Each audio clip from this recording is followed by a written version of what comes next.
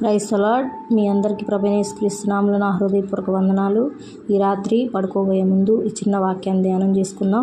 గడ్డి ఎండును, దాని పూను రాలును, అయితే ప్రభు వాక్యం ఎల్లప్పుడూ నిలుచును. మన జీవితంలో ఏదైనా స్థిరంగా ఉందంటే అవి దేవుని మాటలే. ఈ లోకంలో ఉన్నవన్నీ కూడా నశిస్తాయి, కానీ దేవుని మాటలు ఎప్పుడు మనతోనే ఉంటాయి. కాబట్టి మనం అనుకున్న సమయం కన్నా ముందే దేవుడు ఒక నూతన క్రియ మనందరి జీవితంలో నెరవేర్చునుగాక.